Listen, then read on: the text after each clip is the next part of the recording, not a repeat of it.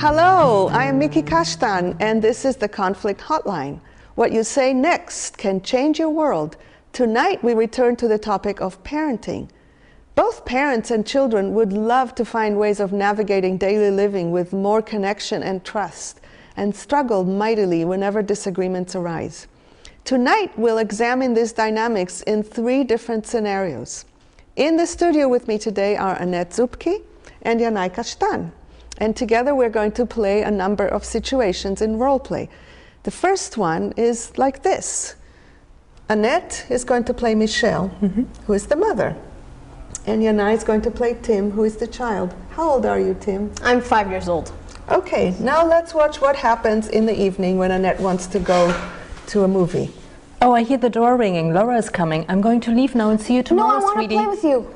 We're not playing tonight. I'm going out. I don't like I'll see you tomorrow. Please, just Laura's for once, mean. be a good boy. But I want to play with you. Don't be always so difficult for me. I want to go now. Thank you. Let me stop you for a second. I'm confident that this is not the first time you're having this conversation. No, it's not. Has it ever worked to do it this way? Not really. Okay. And does this sound familiar to you? In a moment, we'll work with this situation and show how we can bring greater connection and mutual understanding to it. Conflict Hotline is a live program about the common challenges that we all face in our relationships, at home, and in the world. It's about developing the capacity to face those situations with care for everyone and with more success. We're an all-volunteer effort, and we are affiliated with Bay Area Nonviolent Communication. Everyone on the cast today is joining the show for the first time. If you'd like us to use your situation in a future show, please email us at conflicthotline@baynvc.org. Now let's see what happens when we bring some consciousness and skills to this situation. Okay, so I want to talk with you for a moment. I'm getting a sense that it's really a tight moment in the day for you when you want to go out and he wants you to stay. It is, definitely. Yeah. And it gets probably progressively more difficult the more you try to get him to understand. It's that, and also I'm having a bad conscience. Aha, because some part of you is not totally at peace with leaving him. Okay. So the thing that I see missing is you trying to explain and explain and explain to him. I don't hear you trying to understand him. Even if you can't give him what he wants, you can give him the space of being heard. Can you do that? I would like to try. The piece that I'm struggling with and where I get the bad conscience is that he says he doesn't like Laura. So do you want to find out what that is about? Yeah. So let's start from the top and see what happens when he first says that he doesn't like Laura. Okay, so I'm ready. I'm going to leave now. Laura's coming. I don't like Laura. I want to play with you. Laura's mean. She doesn't play with me. I really would like to understand. What is it about Laura? I mean, I hear you say she's mean. She just sits there and she reads a book and I'm just sitting there and she's just mean. So you really would like to have some time with her where you can trust that she likes being with you? But she's mean. I can't. She's mean. So, well, you see what happens when you start listening, you start getting information that you didn't have before. So maybe it's not so much about is he a difficult boy, but more about is the situation workable. And hearing him say she's mean over and over again makes it even tougher for me to wanting to leave. Yeah, of course. Yeah. So part of part of what's important is it's not so much about Laura, it's about what he wants. He doesn't really trust Laura. So I wouldn't even try to say, do you want Laura to play with you, because it's not about Laura. He wants, what is it that he really wants? I'm guessing what he wants is to feel care. Try that, ask him. Just put it in language that he can understand. He's, after all, only 5. Yeah. So you really would like to have a nice evening and would like to be with somebody who loves you? Yeah, I want to have fun, and I don't. She just ignores me. Yeah. I want to have fun. And I want to check with you, Tim. Do you have a sense this time that you're being heard a little? Yeah, this is the first time anything like this has ever happened. Yeah.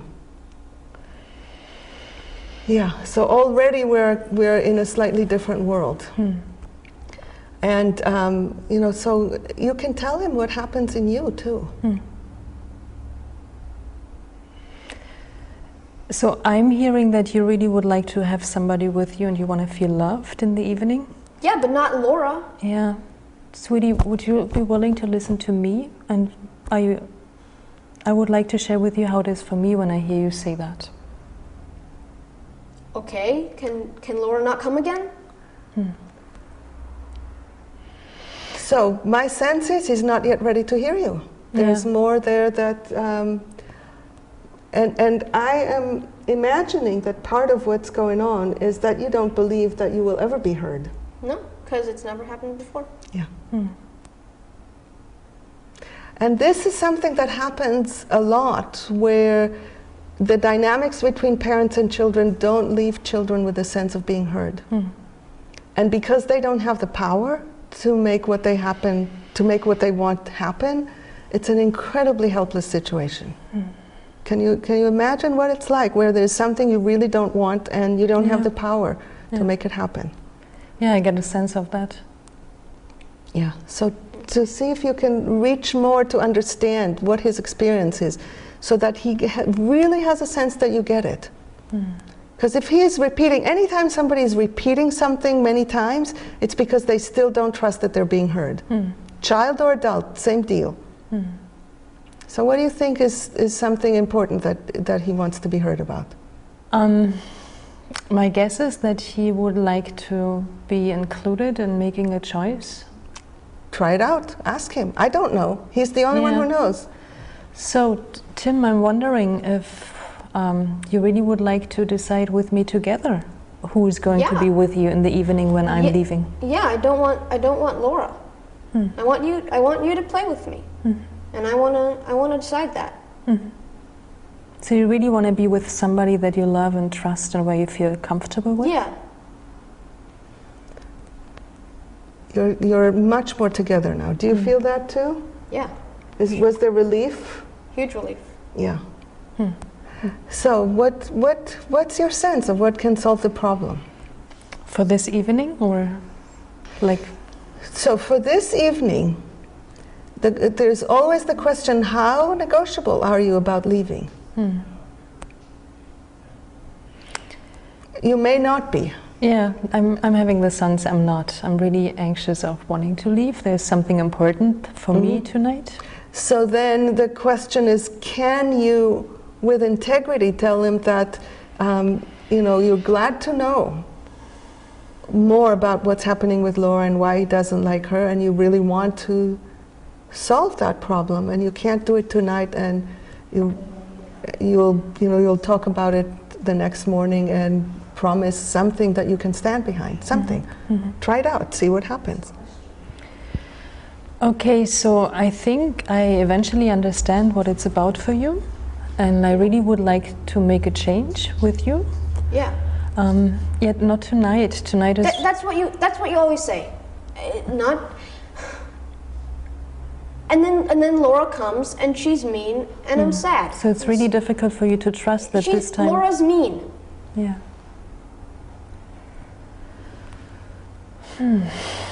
Big dilemma. This is a really, really, really intense dilemma. How do you really hold everybody's needs in the equation?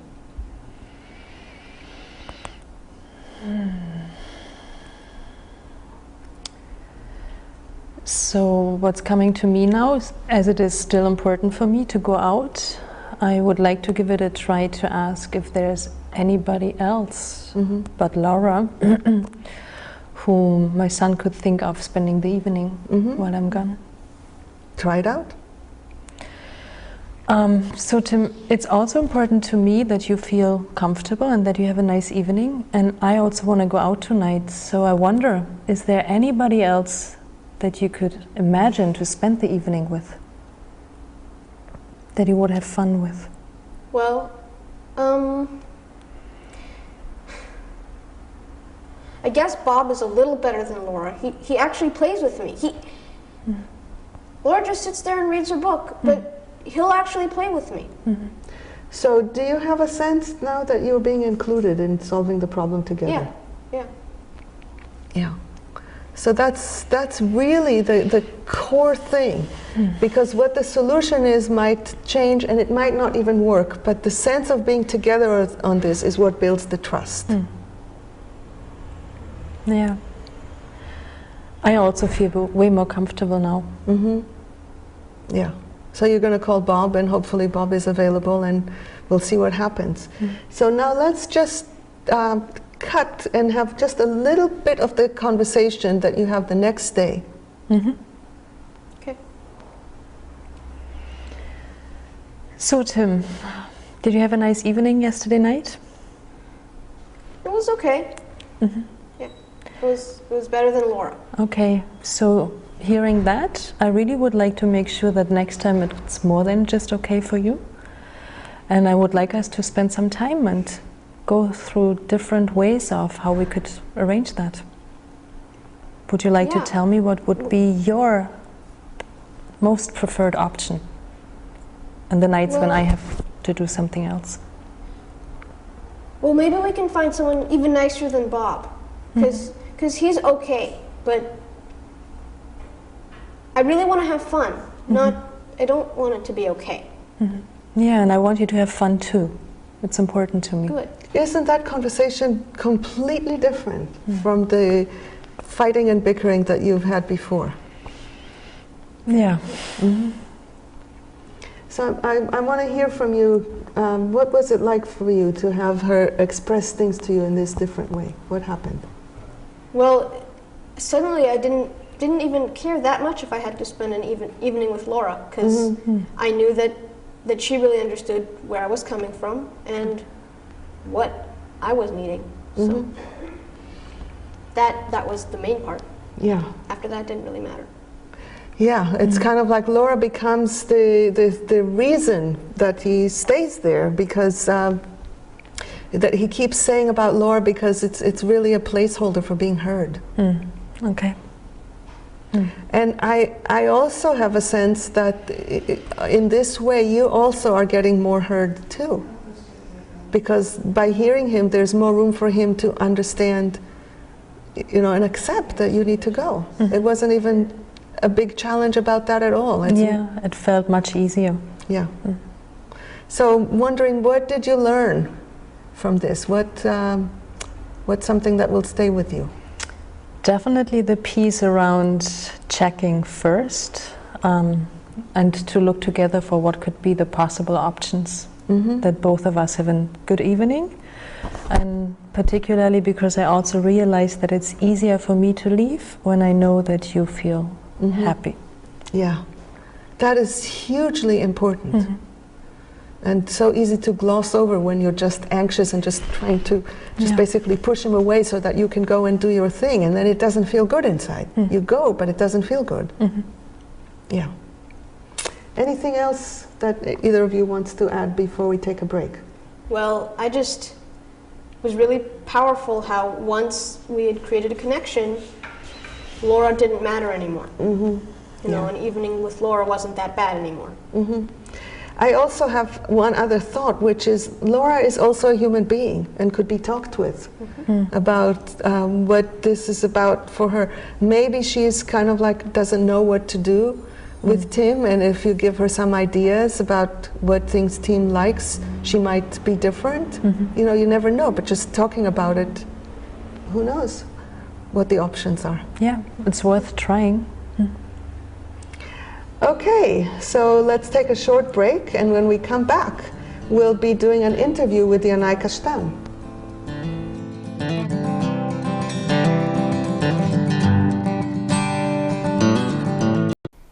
Welcome back to the Conflict Hotline. This month we're looking again at the topic of parenting. Before we get back to our next scenario, I wanted to interview Yanai about what it has been like for him to grow up in a household where NVC principles and practices are the foundation of family life. And Yanai, by the way, is my nephew. Hi, Yanai.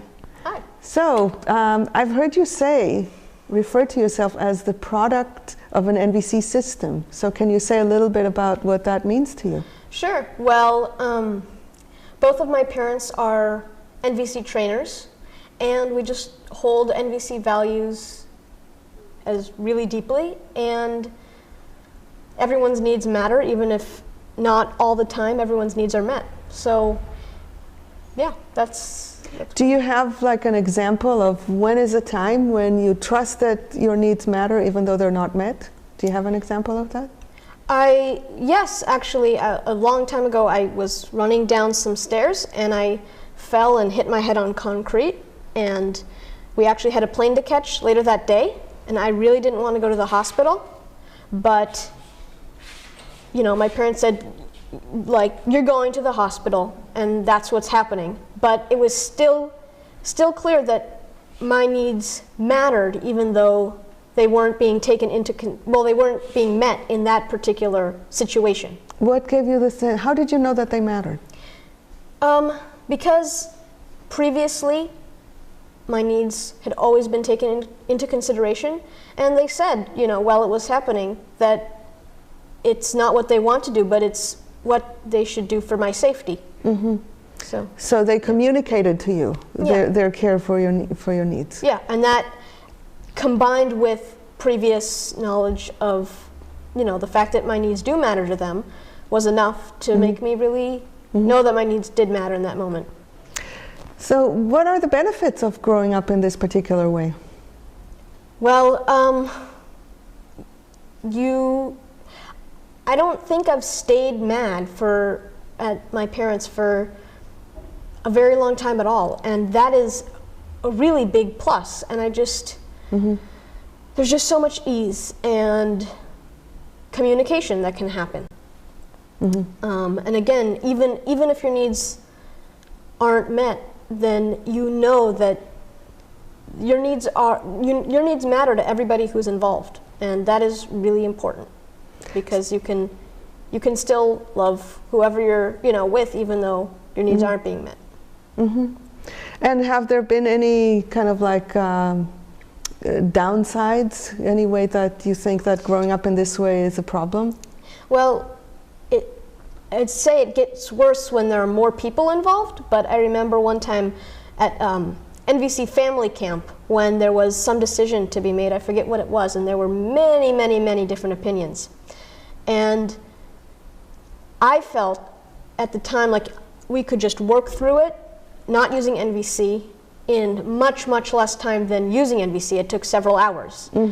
And that's a downside at the moment, but in the long run, you have connection throughout with the people, and I would say ultimately it's a plus. So I would say in short term, yes, there are some downsides, but in the long term, not really.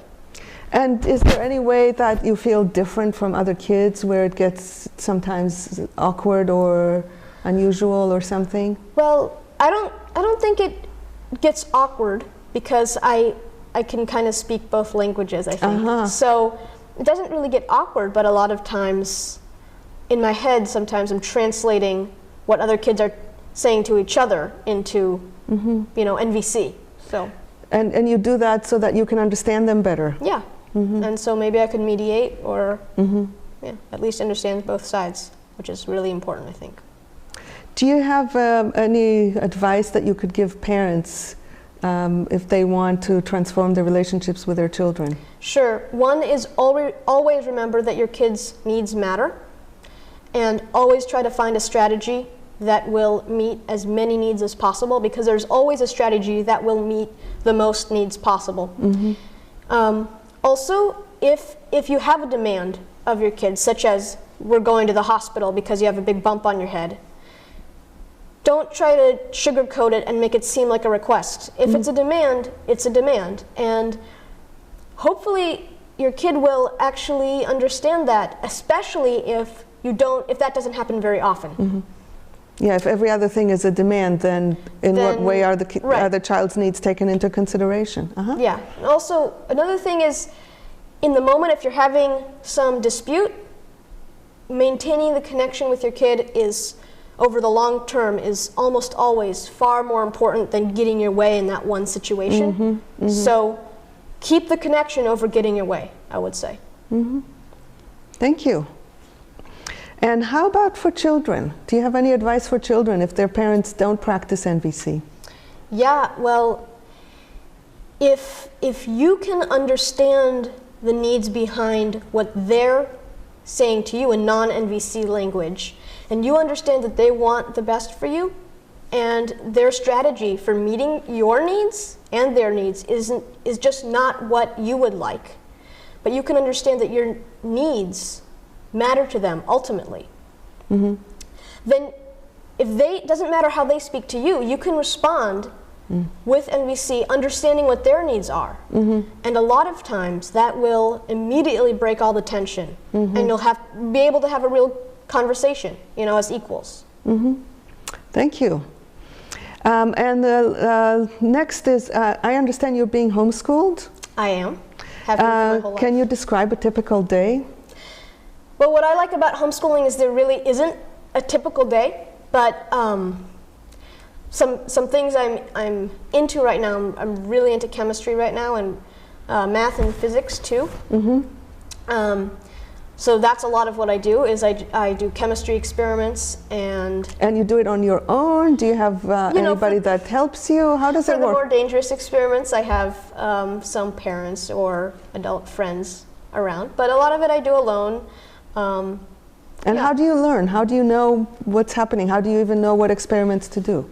Well, I do work from books and from just great science sites on the internet. And for especially like math, I like to have some external validation every once in a while. So like I would take a STAR test, not that I have to, which is great, but if I want to, or like the SAT or something like that, just to have some external validation that I'm on track, and then it's good.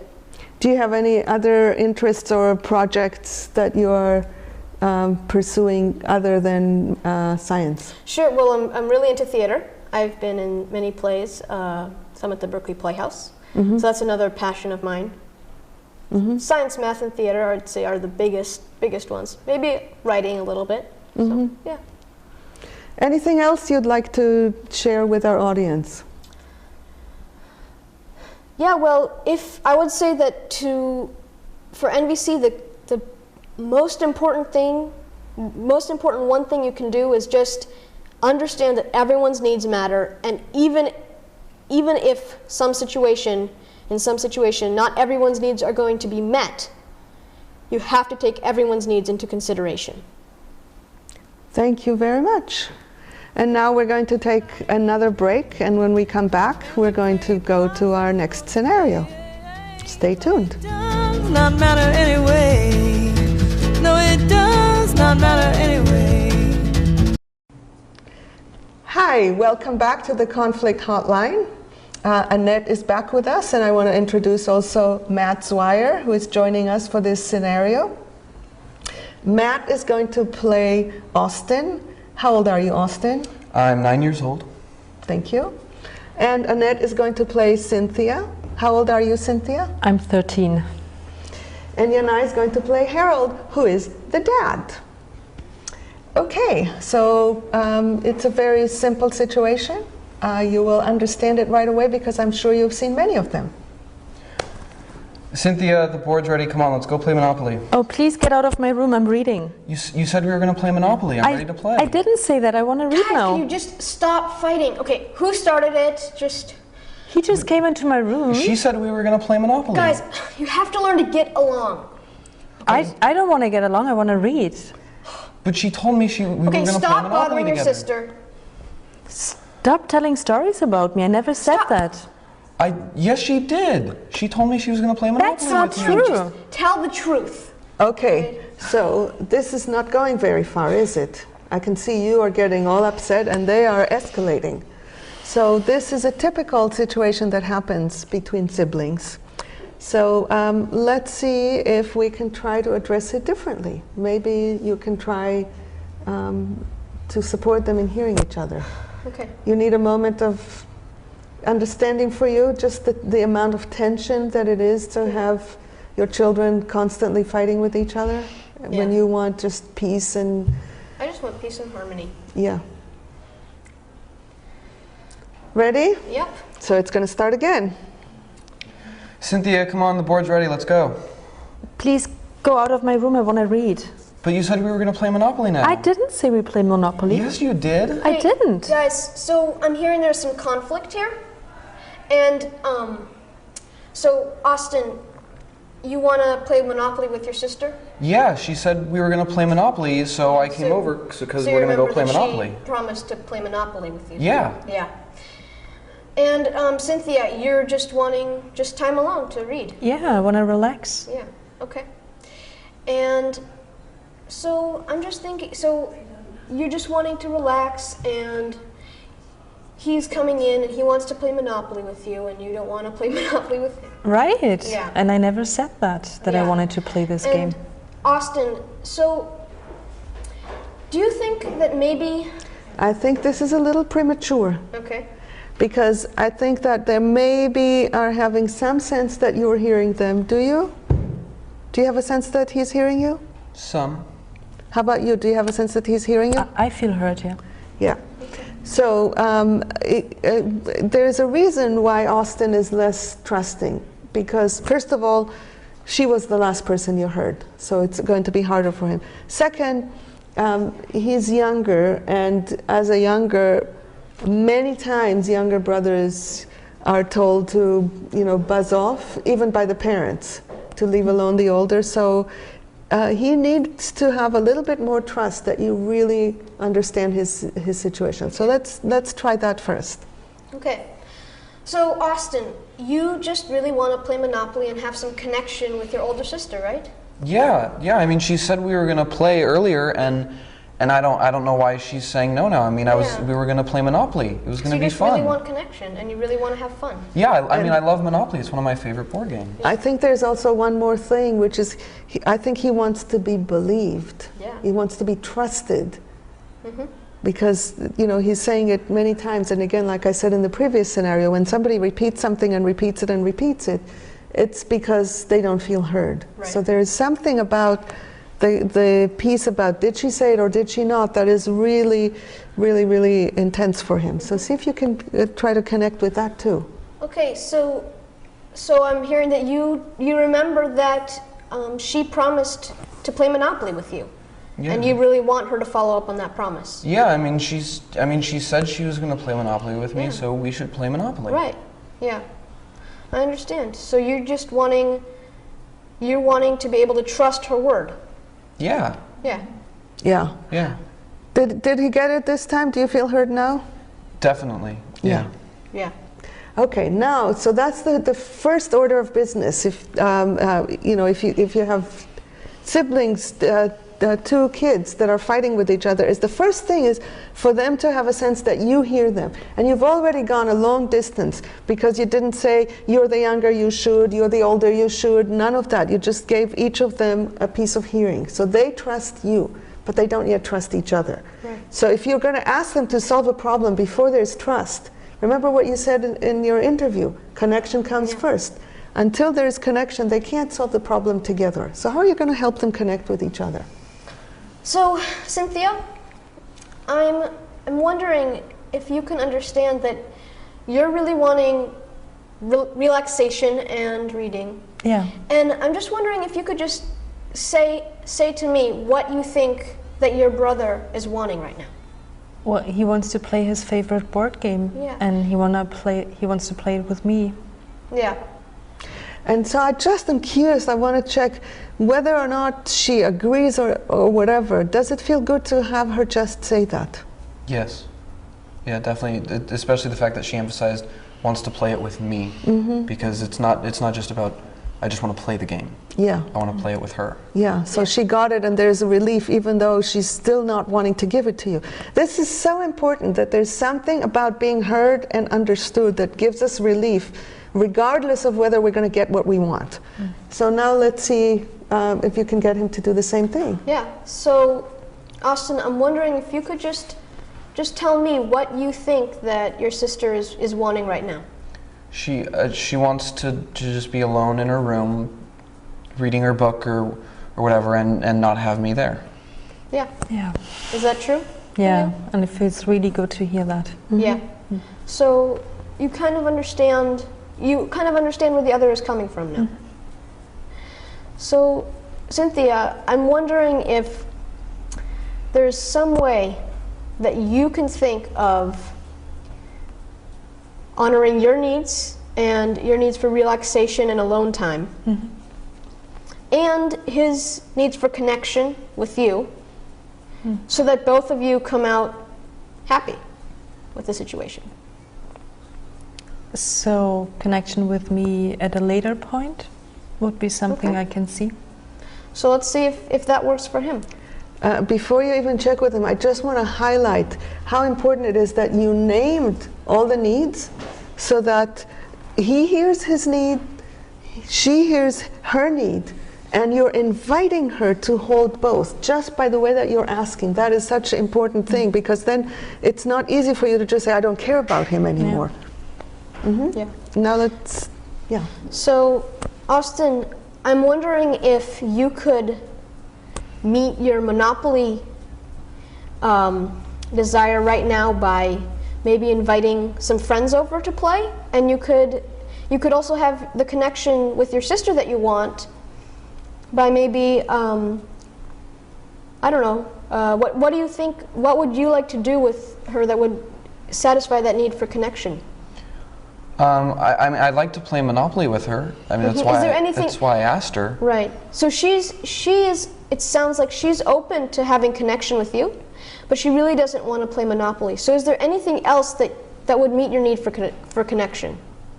I mean, if there's something else we can, like another game that she likes more than Monopoly, maybe. And Yeah, I something bet like that. anything that even if you don't like any game, just the fact that he's willing to entertain another game, that he gets it, that he's open to it, it makes it easier for you to want to give him what he wants, doesn't it? That, and that I hear that I'm out of it for now. Yeah, I can do what I want to. yeah. Yeah.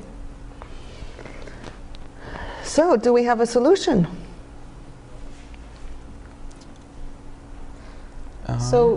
So Cynthia, is there another game that you would want to play with your brother that you like more than Monopoly? Yeah, I think we have this very nice memory game, and I would like to play that after dinner, maybe. Okay, Okay. I like that game. It's a fun game. Yeah. And now, Austin, I'm just wondering, do you trust that your sister after dinner, do you think that she'll play that game with you? More than when she said she would play Monopoly with me. Yeah. And you'll make sure that she does. Yeah. I can make sure, I can try to make sure that she does. Yeah. You can actually play with us. Would that make it more fun for you? Yeah. How about you? Mm-hmm. I can make that Excellent. happen. Excellent. Thank you. So, I'd like to see if you want to just try to solve to kind of like rewind and see if you can solve this on your own without your father helping. Will you be helping? Yes. Okay. Cynthia, come on, the board game's ready. We gotta go play Monopoly now. We're gonna do what? We're gonna play Monopoly now. Come on, let's go. It's ready. I'm actually sitting here reading. I don't want to play Monopoly now. But you said we were gonna play Monopoly together. So let's pause for a second, because you're about to run through the scenario as Yeah. it was before. So now the point is, what can we do to get to a place where both your needs and his needs are on the table? I think what would help would just tell him that I hear that he really wants to do something, and he would like to do something with me now. And then I want to quickly say that I would like to do something different now. The more quickly you say it, the less useful Okay. is the reflection. Because if the reflection has a but over it, it's not going to do anything for him. Okay, so then I would choose to reflect and see what happens. I like that approach. just try that, and then we'll wrap up the scenario. So, Austin, it sounds like you really want to play with me now. It's something that you look forward to and want to have some quite nice time with me. Yeah, yeah. I wanna. Yeah, I got the board all set up to play. so I want to know if you felt heard, if there was any sense of difference from the way that it usually runs, because I bet this is not like the first time that this has happened, right? Yes, definitely not the. Yes, definitely felt heard, and the difference was mainly her tone. It wasn't "you're nagging me and go away" tone. Yeah. It was, let's talk about this for a second. Great, thank you for naming that. And I want to ask all of you to kind of like reflect on what stands out to you. What did you learn from this that you find useful? Even though someone is 9 years old, using these sort of tactics, and I don't want to say tactic tools, and sort of treating them the same as you would as an adult, really works. And part of for me what made it so much easier to calm down and really cooperate was getting respect from and listening from my father, and given some amount of power in that, whether it was coming up with an idea of what I want to do or a choice over what I want to do, because so little do children get to choose what it is they get to do, and they love doing that. So being invited to be part of the solution was very important for you. Definitely. How about you?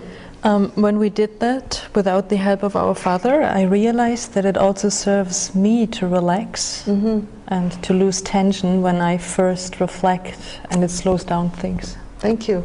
And you, Harold? Anything? Well, yeah, I mean, the minute that they could understand each other, it was all downhill from there. The minute they could break down the strategies down to what the underlying needs are, then they could understand each other. So that's really important. And like you said in the interview, there was a strategy that could meet more needs. Exactly. Yeah, and I really liked that experience of everybody participating in solving the problem as human beings and not as a 9-year-old, 13-year-old, or dad. Okay, we're going to take one more break and come back to one more scenario in a minute.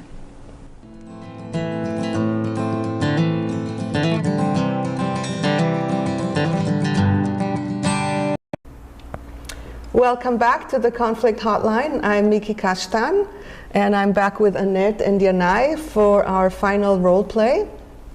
And this time Annette is going to be Tina, the mother, and Yanai is going to be Greg, who is older, 18. 18, yes. Yeah.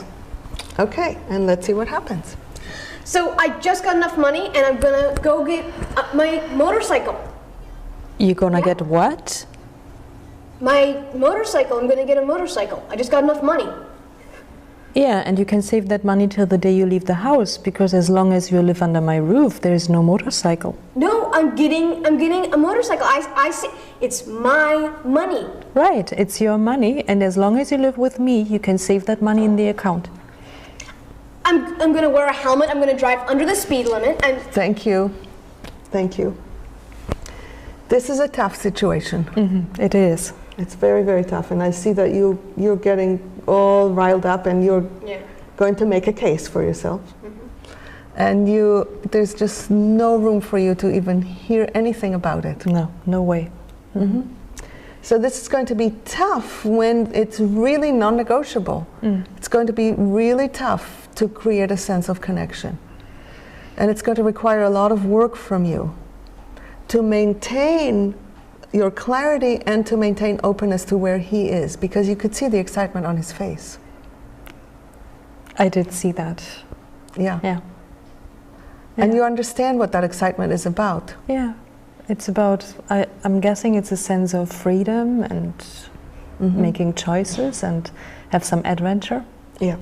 So the part of what's tough here is that it's very important when you are reflecting something to a child that you don't do it in a way that is kind of like, I'm going to reflect what you say so that you change your mind.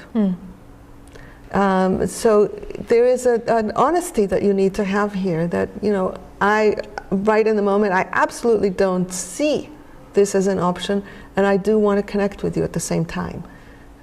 So that it's very clear that you are connecting, but not necessarily going to change your mind. You want to try that?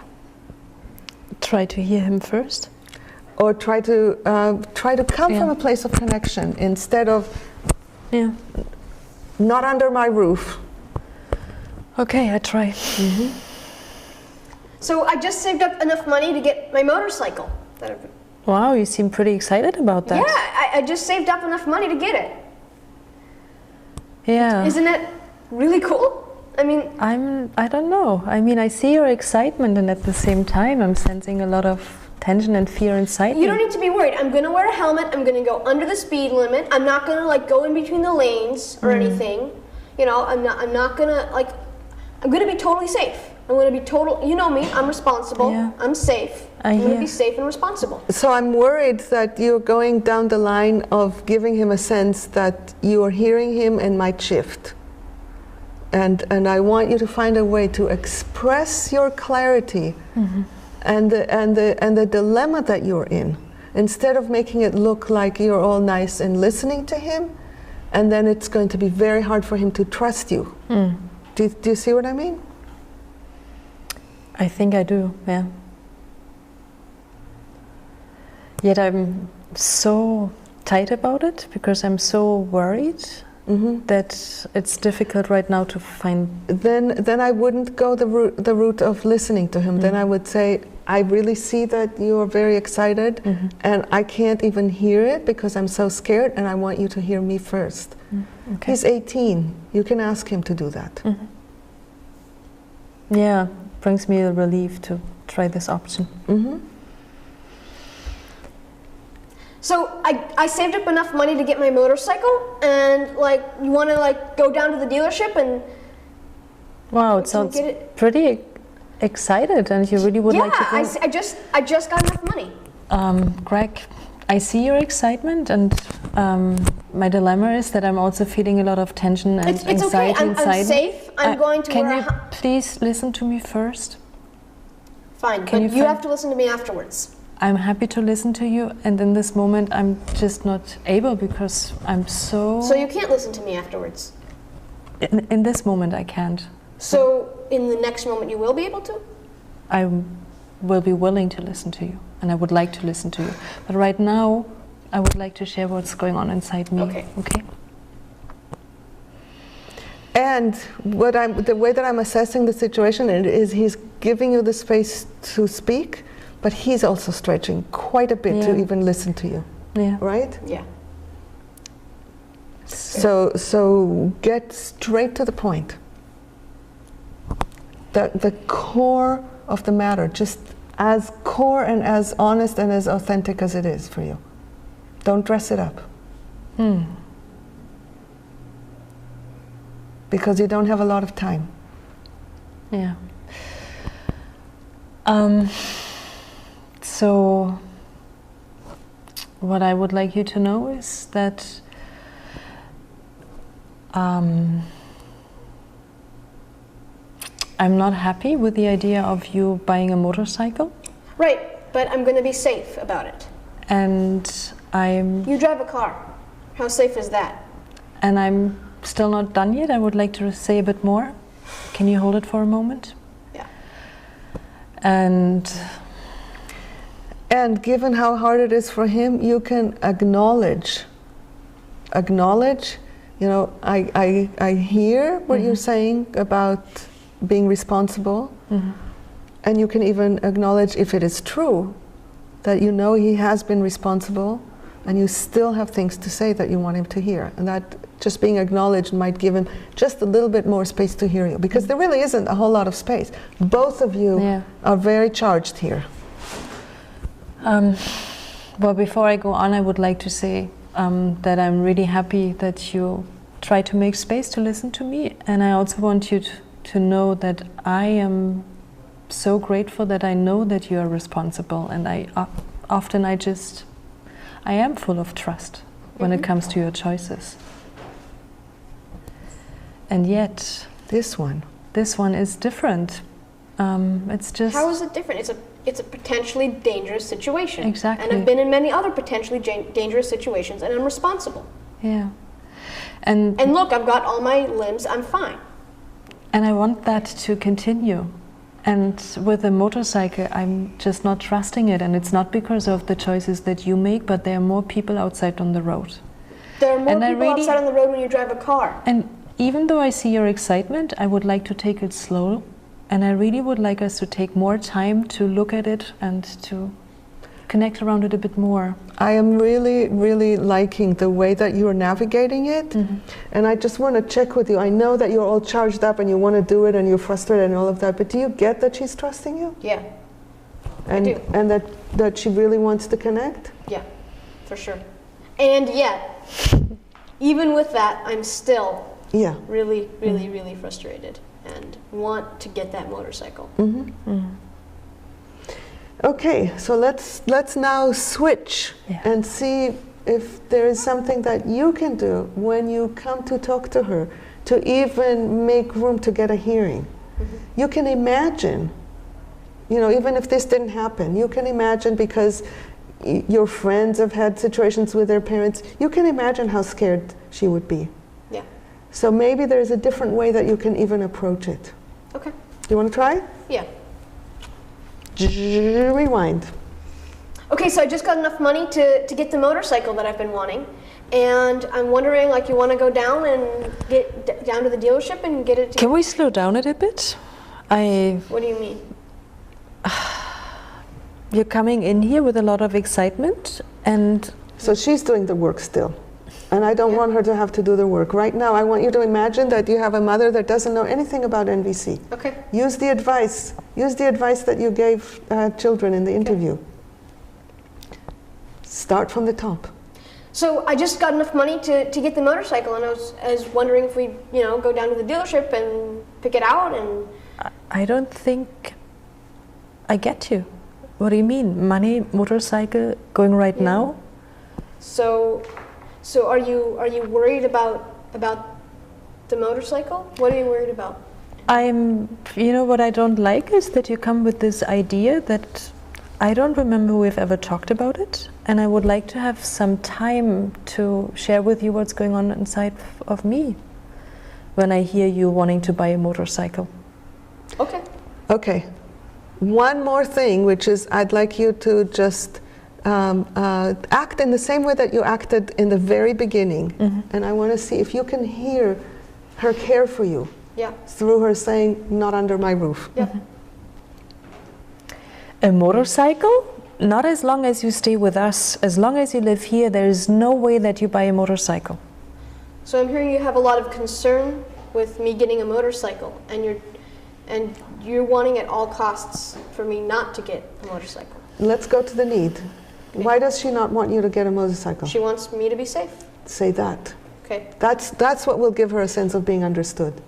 So I'm hearing that you're really concerned for my safety? I am. Yeah. There you go. And now you're starting to bridge the gap. Yeah, Do you feel more at ease when he understands the safety? much more. Yeah.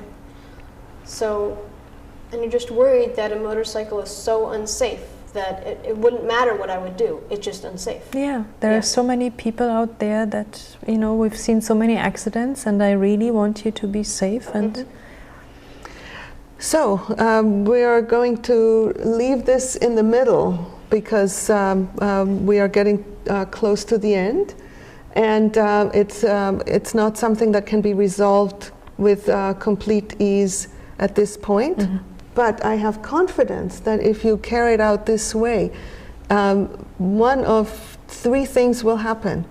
Either you will shift and find enough trust in his responsibility, or you will really get it, that it's not about you, that a motorcycle is just too vulnerable, even if you are safe, that other people are beyond your control, and you don't have the protection of a car. And again, I want to point out that I'm just, really now realizing it's not about the motorcycle. It's about wanting to be trusted.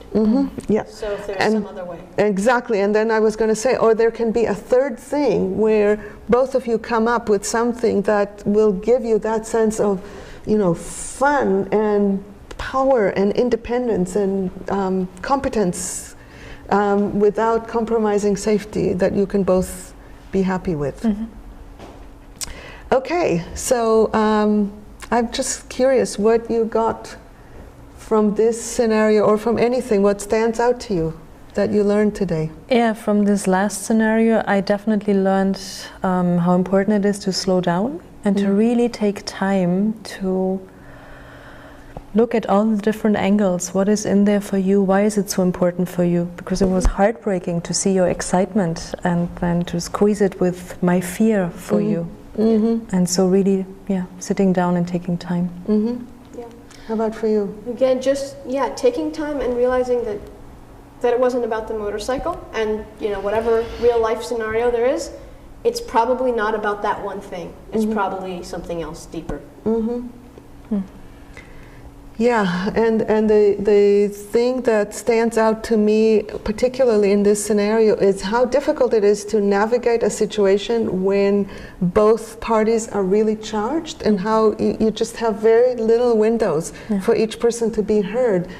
And yet with each little window, there is a little growth in the window for the next time. You kind of like build it, and then there's a little bit more space.